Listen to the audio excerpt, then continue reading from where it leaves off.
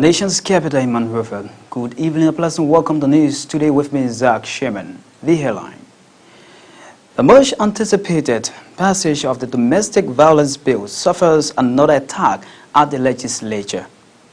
For charges of criminal facilitation and aggravated assault, Soterma Christian School preparator and son sent to prison.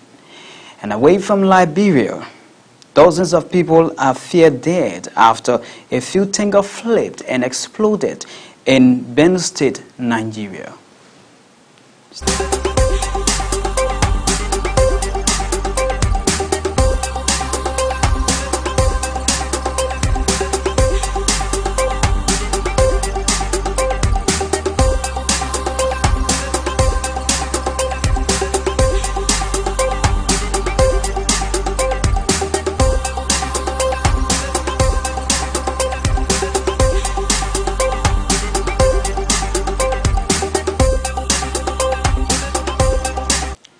Those were the headlines. Now the news in detail.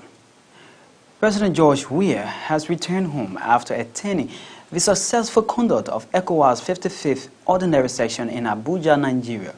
The authority of ECOWAS heads of states adopted ECO as the name of a single currency to be issued in January 2020. Deputy Presidential Press Secretary Smith Toby spoke to Executive Mansion reporters on Tuesday. African leaders again assemble to discuss issues relating to the region, security, the economy, and of course cross-border activities. Some of the countries will be going to election very soon, sometime next year. Some of the countries in the West African region have had issue with conflict, Guinea-Bissau and other countries, and so the West African leaders were very concerned about security and preparing for elections in those countries. Our president was very engaged in all of the conversations that took place, and it was rewarding to see some of those resolutions that came out of the conference. You heard about the introduction of a new currency for the West African region that will start sometime 2020, but Liberia, we are not there yet in terms of our monetary policy. So those countries that have met the benchmark will start. Some of the countries, not just Liberia, are still having some issue in terms of meeting the benchmark. Mrs. Tobe also reiterated President Weah's resolve to improve in the agriculture sector. In the president's second year, he promised the nation that he was going to pay more attention to agriculture. That tells you the president's vision for agriculture. There are a lot of partners out there who bring a lot in our agriculture sector, but there's nothing in the sector to talk about or to even boast of. We are still importing our stable food. And I think the president wants us as a nation to reach a point for us to be full self-sufficient. So his thinking is that we can put more into agriculture, but the drivers, the individuals driving the sector should also get involved. And so if you are with the president and you are to work with the president's vision, now we are anticipating a new appointment of a new Minister of Agriculture that will work in line with the President's vision to make sure that that agriculture sector that has been there years in, years out, stay in the same position, can get some very good focus and shape and support, and the public, the farmers, the Liberian people can understand that we as a country need to depend on the soil. The superintendent of the Soterma Christian School System and son have been incarcerated at the Monrovia Central Prison. It comes after an arrest warrant was issued by Judge Kennedy P. Bale on June 1. It can be recalled on 20 June, the then dean of the Soterma School, Solomon Joel Jr., allegedly whipped one of his students for alleged misconduct, a situation which resulted into the student named Whitfield sustaining some latches on her bottom. Meanwhile, the CEO of the institution said the situation was done rather in accordance with the school code of conduct. The student in question is considered one of Sotiamo's babies after being in the school since she was 2 years old. Her parents have so much confidence in the disciplinary policy that they express concern about her change in behavior after a recent 1-week suspension and asked me, the CEO, to have the child spanked whenever she goes wrong as an alternative to suspension and expulsion. This she said in the presence of more than 5 witnesses, including the former dean. It was upon this insistence from the parent that subsequent to the suspension that the child continued to carry on the same defiant and disrespectful attitude, which resulted in the spanking by the former dean, which was purely in keeping with the school's policy, which parents of Sotiamo Christian School System signed to be executed at any given time of its breaching, with no malice of any instructor against said student, but out of love and passion to ensure that students at SESS are groomed with character. The dean did not strip her naked, nor ask her for her menstrual pad, nor gave her 175 or 165 or 135 largest, even 100, as reported by the media outlets. The question then is, and remains, who lifted this child's clothes to show her underpart, exposing her sanitary pad? Such a public disgrace, not just to the child, but all women. The school has with immediate effect shut down all its academic activities until its security is reassured by the state. Here once again is Madam Joa. Today, we are now at high risk over the spanking of a female student on May 20th this year.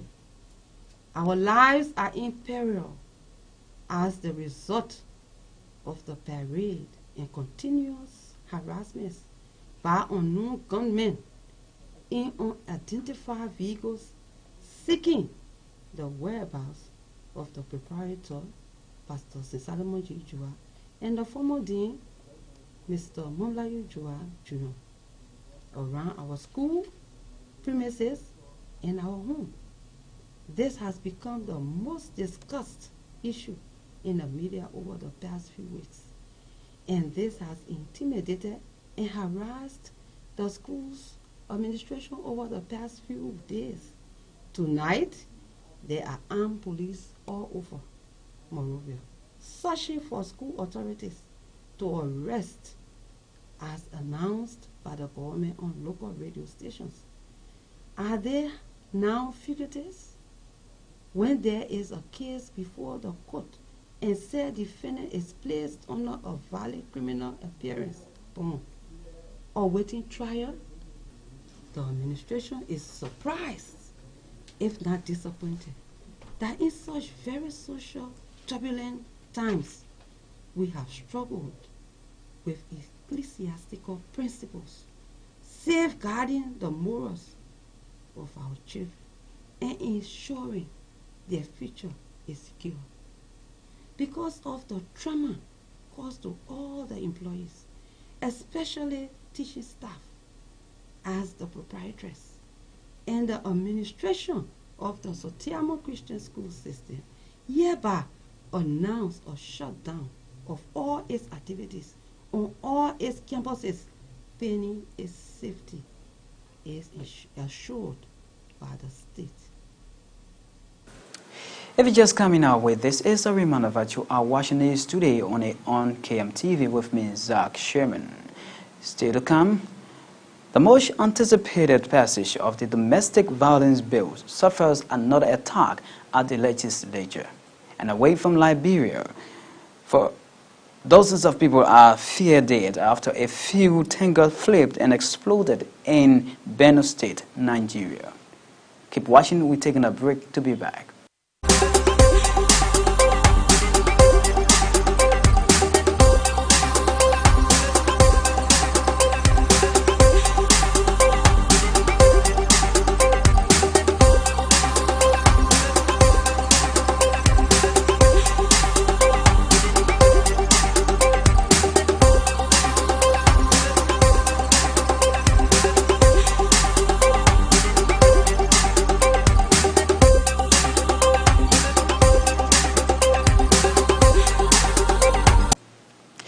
Welcome back and thanks for rejoining us. This is News Today.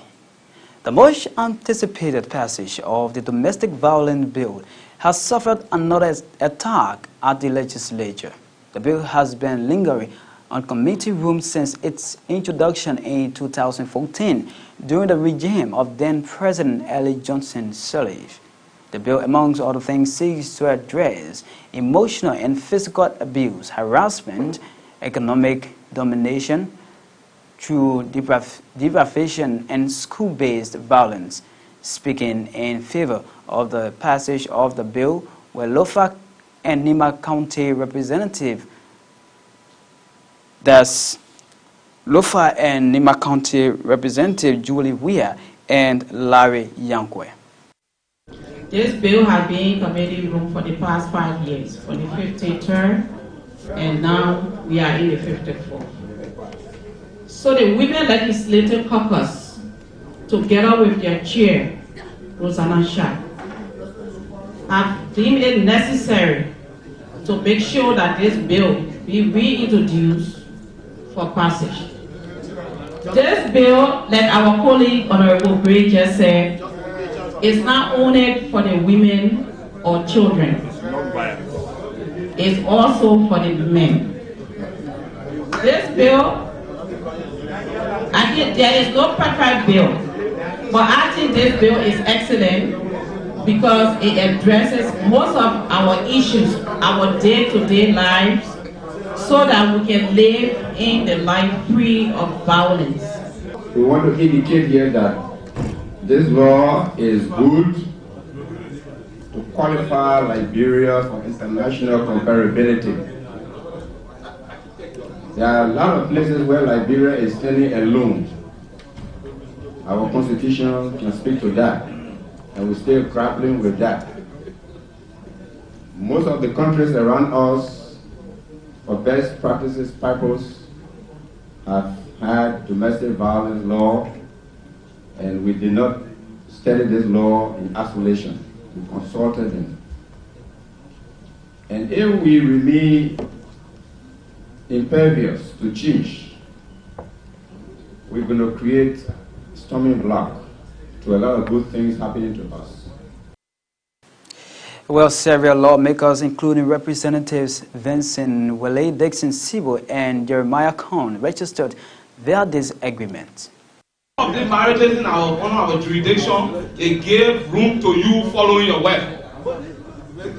It also gave room to you looking at several other things that is also considered here as an offense. So I just want Honorable Kofa to look at it vis-a-vis, look at the marriage and say you have customary marriage, you have religion marriage, and some of these religions gave you chance to look at your wife's home, to go extra mile as, and your wife also have that same right. And then also on offense, they also violating. So how can you look at it when on our religion law or customary law, they gave me chance to do what is being considered here today as an offense? So those are issues I want us to look at. For us to make emotional and psychological abuse as subject matter, noting that they are also relative, you put the law to a complete subjective perspective. I would think just for the matter of us amending that portion. We could use the issue of verbal as the subject matter, and in parentheses state that verbal abuse could lead to or may lead to emotional or psychological abuse, instead of using those words separately as abuse matters. Because if you did that, you make it so subjective. Somebody must be able to show that they are emotionally abused. It also requires the actor's effort. So anything that is emotional could be not emotional to somebody else. So let's be careful not to use them as subject matter, but let us include them under the issue of verbal abuse. That is the amendment I want us to take into consideration. But I will move, if I can continue a second. Now, because we received a copy of this version today, we've been given some time to read, and that this bill, this committee can finally report after reading on Tuesday of next week for final debate and passage on this bill, if I can continue a second. In reaction, Gender, Children and Social Protection Minister Wilhelmina Piso Sedital expressed high level of disappointment but expressed hope for the passage of the legislative instrument.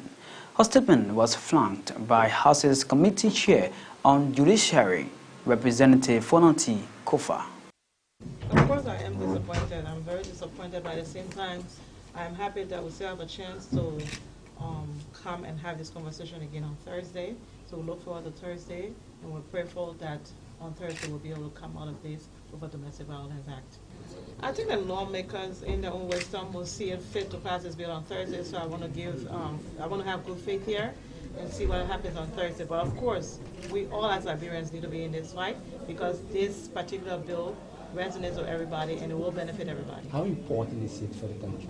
It is very important. We sign on to protocols and international treaties, and this will be something that will be helping us ensure the international community that we are sticking to our guns. I think the issue was that some of them wanted to look at it. And it was a few lawmakers who wanted to have a look at the things that they call the non-physical aspect of the bill, emotional abuse and those kind of things. And so they wanted the opportunity to look at it. We strengthened those provisions in the bill, and I think when they have the opportunity to look at it again, they will be able to realize that indeed it is strong.